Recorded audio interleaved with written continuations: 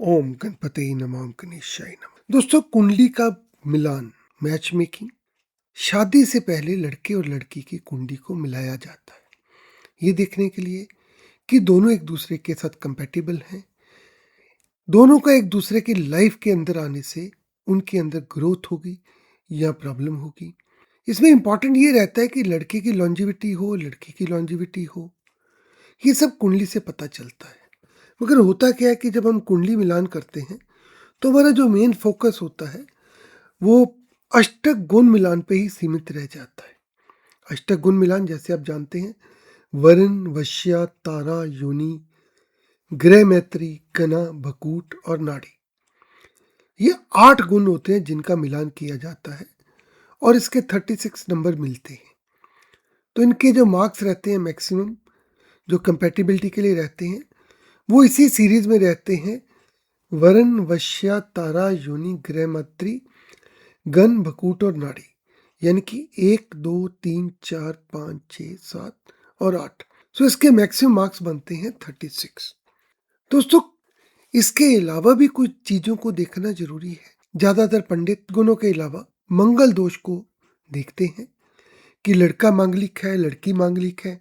अगर दोनों मांगलिक हैं तो शादी बनती है, अगर दोनों मांगलिक नहीं है तो शादी में प्रॉब्लम हो सकती है।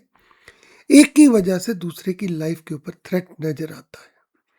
हालांकि सबके अपने कर्म है, किसी के साथ किसी का इतना इफेक्ट नहीं रहता कि किसी के शादी होने से किसी की डेथ हो जाए।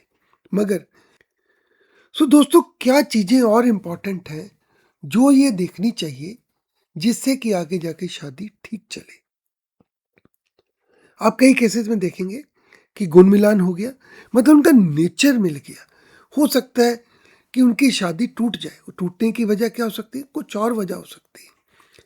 जैसे जिन प्लैनेट्स को हम ऑब्जर्व करते हैं, हम उसको एक एक करके डिस्कस करेंगे।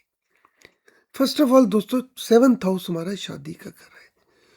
जब भी 7th हाउस के अंदर कोई मेलिफिक प्लैनेट्स बैठ जाते हैं तो शादी के अंदर दिक्कत होती है। शादी होने में दिक्कत होती है, शादी होने के बाद दिक्कत होती है। अगर 7th का लॉर्ड 6th में चला जाए तो जनरली लड़ाई झगड़ा रहता है। अगर ज़्यादा एफ्लिक्शन आ जाए तो शादी की जो तोड़ फोड़ है वो भी हो जाती है और लीगल प्रोसेस के थ्रू होती है। अगर 7th का लॉर्ड 8th में चला जाए तो शादी में हमेशा कलह क्लेश बना रहता है और किसी न किसी की, दोनों में से एक पार्टनर की लाइफ के ऊपर खतरा बना रहता है। अभी हम एक कुंडली डिस्कस करेंगे। आगे के जो वीडियोस हैं उनके अंदर हम कुछ कुंडलियां डिस्कस करेंगे। दोस्तों, ये कुंडली है एक लड़की की जो कि 1979 की बॉर्न है। डिटेल्स में किसी की पर्सनल नहीं शेयर करूंगा। जो लगन है वो क्वेरियस लगन है। क्वेरियस यानी कि कुंभ राशि, लगन में केतु है। चंद्रमा 2nd हाउस में 12 नंबर साइन में, पाइसिस साइन में है। मंगल 6th में नीच हो गया है। कैंसर साइन में होने की वजह से नीच है। अदरवाइज यहाँ पे मांगलिक दोष नहीं बनता, मगर मंगल की अपनी पोजीशन खराब है और कमजोर है। 7th हाउस के अंदर 3 प्लेनेट है, जुपिटर, राहु और सैटर्न। दोस्तों, सिर्फ जुपिटर होता तो शादी डिले होती, अगर सिर्फ राहु होता तब भी शादी डिले होती, सैटर्न होता तब भी शादी डिले होती। अब ये 3 प्लेनेट आ गए जुपिटर के ऊपर। जुपिटर जो है मगा नक्षत्र में है, मगा केतु का नक्षत्र है। जब इतनी इफ्लिक्शन 7th हाउस में आ गई तो इसका मतलब ये है कि शादी का सुख होने में दिक्कत है। जुपिटर राहु और शनि दोनों से पीड़ित है। पहले तो इस लड़की की शादी काफी लेट हुई और लेट होने के बाद कुछ साल के बाद इसके हस्बैंड की शराब पीने से डेथ हो गई। यानी कि इसको कहीं पे भी शादी का सुख नहीं मिला।